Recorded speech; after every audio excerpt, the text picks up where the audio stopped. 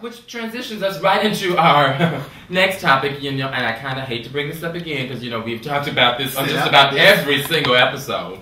But Bishop Eddie Long, speaking of marriage and, between two people, or in this case, 5 different people.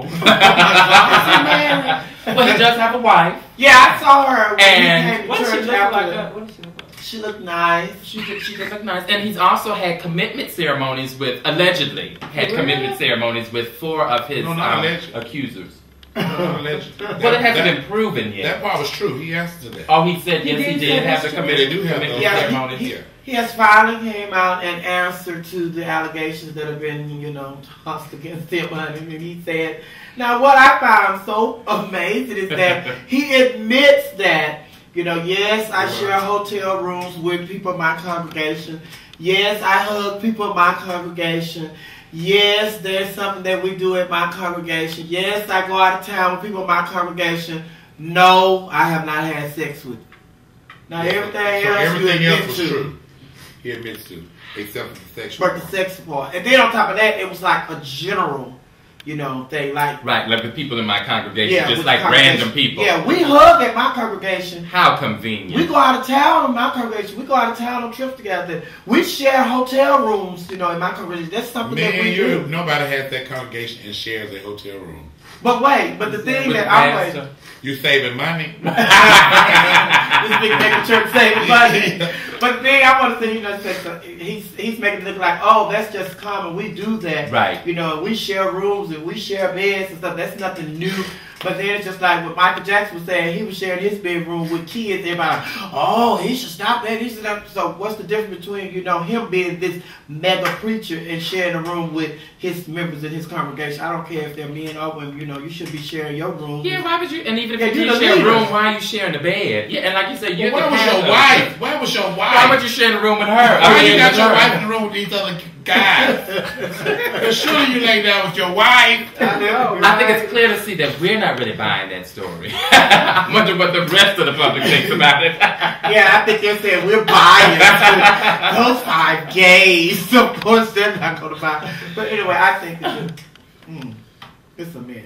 Yeah, it's a mess. And then it's just like, I just want them to just shut up. Not being disrespectful. Just shut up, because every time you come out and you say something, you don't say nothing. Right. I'm just waiting on him just to finally just say, look, this happened, I'm sorry, I need to repent, and go on. He's just keep digging the ditch deeper and deeper and deeper. Well, I think at this point now, and with what he has stood for so long, it is extremely, or would be extremely difficult for him to just come out and say that. But to me, that would be the only, he's a Christian, right? He's a preacher, so to me, that would be the only thing, that would be the first thing to do for me. Well, I think that's why. I haven't established that he's a Christian. Yeah, that's what I'm saying. He's a hypocrite. Yeah. Now that's for sure. I think that's why he keeps coming out talking without really talking. You come out and you say stuff and you don't really say nothing. So it's just like, if you're not going to just come clean, just be quiet. Right. Because it looks like you're just trying to come up with something to say. Yeah. But he's still being quiet because it's not going nowhere. So he might as well answer now. And just be honest. What are the members? Is any of the members coming out talking about it? What are they saying? What are they doing? Are they still at the church? As confused. They don't know what to say. You have those who don't know whether they believe him or not, and those who are on his side. So. Like the TBN channel, like he has like this little, I guess it's a program or a show. They're not even airing his slot. They're giving it to like his assistant pastors or whatever. They're not even putting his face on the Eddie Long. They don't want to lose the people. Yeah, right, he canceled an appearance. He's supposed to be doing here with like Praise 102.5. They're supposed to be doing this big old thing, a big old rally where a lot of people are coming and just speaking, and he was one of the speakers, and he canceled. And it's just he should come speak Monday. At the Monday Night Show. That's the gay with show. The stars of the century. Well, he was just seeing, my friend texted me, by the way. He works at Phipps Plaza, and he was just in there buying cologne. And had on all his chains and the muscle shirts. He just was not even in disguise or anything. Like, he would be pretty difficult to disguise, I think. To me, I could see him out at the grocery store because that's something we all need. But you have Bloomingdale's or Phipps Plaza buying cologne. I mean, what are you really saying? He stinks right now, so he's trying, to spruce himself up. He's really stinky. He's looking real funky.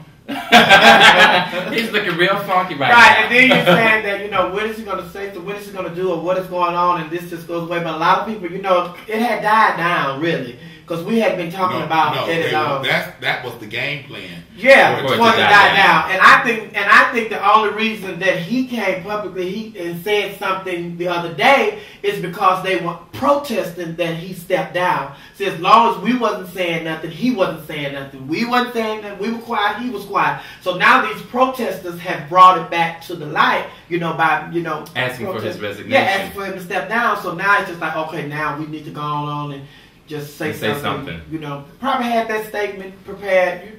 From what he read, honey, that's been prepared since they showed what the allegations were, honey. So he could have read that the next day when they told him what the allegations were. But because he was waiting on it to die down, which it did, and so now it's just like the protesters brought it back to the light. So now, come on, let's talk about it. They're talking about it. Let's get our part out there. Let's get our part. So now they're going to be quiet until the next day. What you going to go in there and say? Well, I can't say. I'm just going to tell them the part that's not true. Okay. What are the parts that's not true? Is this part not true? No, that's part true. What is this part not true? No, that's true. Is this part not true? No, that's true. Well, is this part not true? Well, no, that's true. Well, oh, so this the only part that's not true. Thank you for coming out. Well, I think I'm just. That's probably just how that meeting went. I'm just gonna go out. I think I'm just gonna go to this church Sunday and just sit in there and they're not letting you feel the in. atmosphere. Yeah, they're gonna stone you. Well, I'm gonna try it. We're gonna try it, and I'm gonna bring it back to the dish. I haven't been to the church. I never been to the church because I heard one of my good girlfriends, you know, had an issue over there, you know, at his church. You know, they wanted her to dress a certain way, and they found out about her and all that, and so she said she wasn't going. So I wasn't going to whatever. I heard that, but I have heard that, you know, the membership has kind of went down a little bit since all this stuff started. Now I already know, you know, just being human, some of the people are going to stay regardless of what happened because they're going to be up under the umbrella that we are Christians and we're taught to forgive. So who am I not to forgive him? Some of those people are going to stay.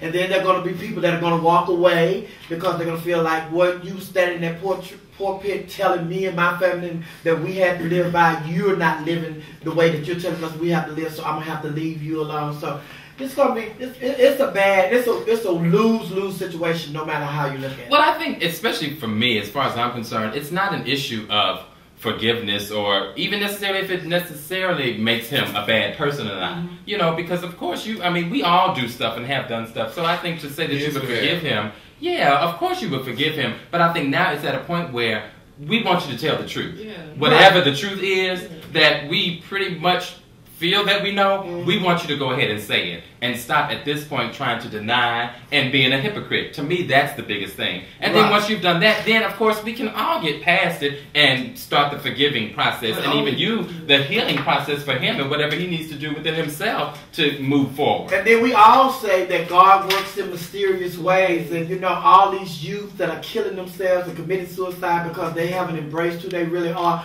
Who knows? By him accepting his truth and living his life, he don't know how many lives he could save if these allegations that are launched toward him are true. You know, you can save lives because people say, "Oh, wow, if it can happen to this young man, then you know, yeah."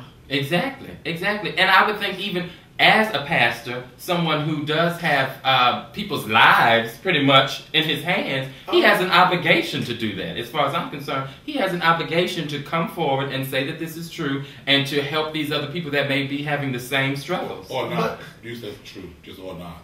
Or not. But again, it's just like it all goes back to society. If we lived in a society that embraced people for who they are, and people wouldn't have to be fake and, you know, phony and put on these facades because this is what society say you are supposed to be, we wouldn't have these kind of issues. But we dictate society. We are society. So again, we have the power to change that. If something needs to be changed, we have the power to change it. If not, we wouldn't be sitting here today. We'd still be slaves somewhere. Yeah, but we are a small part of society. The masses society has changed in those pulpits. And all that the government, the people who making the laws, you know, passing the laws and all that. That being said, though, I think, and not to cut you off, but we've seen clearly in several cases that these people that are the in control of society, that are in the pulpits and in politics, are a part of our community, even more specifically being the gay community.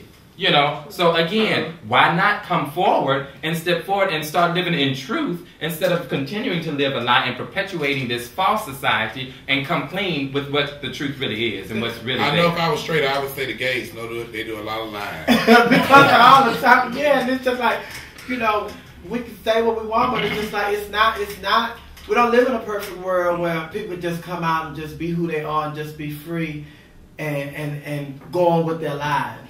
Because, for instance, you know, do you think that there are no gay rappers?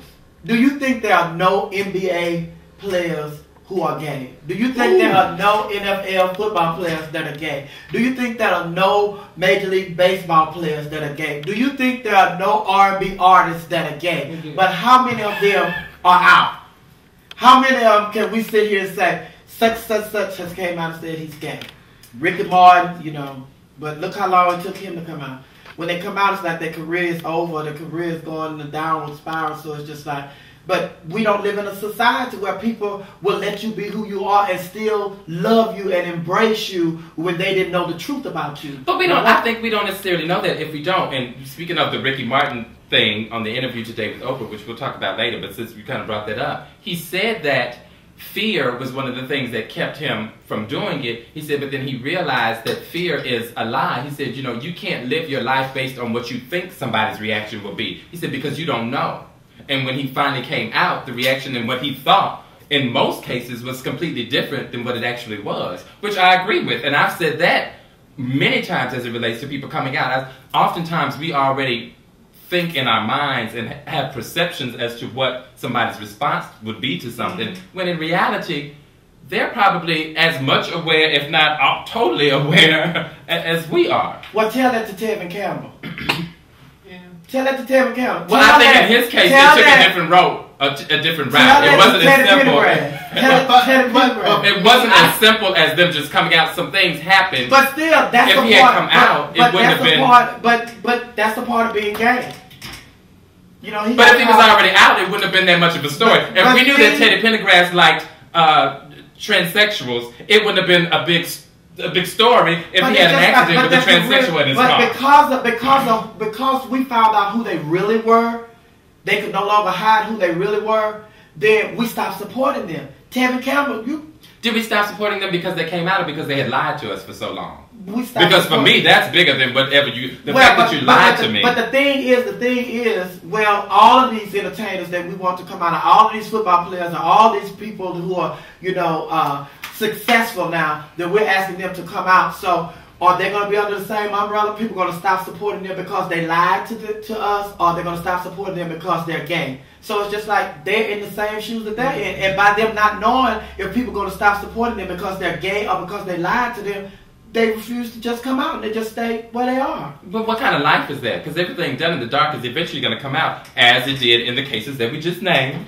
It eventually came out, and when it came out in the way it did, it was worse than if you just got on TV and said, I am gay. But there has not been, the only person who has been successful by coming out and saying that I am gay is Ellen DeGeneres. And the reason being, I feel, is because Ellen DeGeneres did not become a baller when she made her money. She already knew that one day she was going to face the nation and tell the nation who she really was. And when she was ready to do that, she had already stacked up her money in this bank account. So whatever she wanted to do after they found out who she was, she didn't care if they turned their backs against her or what have you. Well, I have this money and I'm going to do it.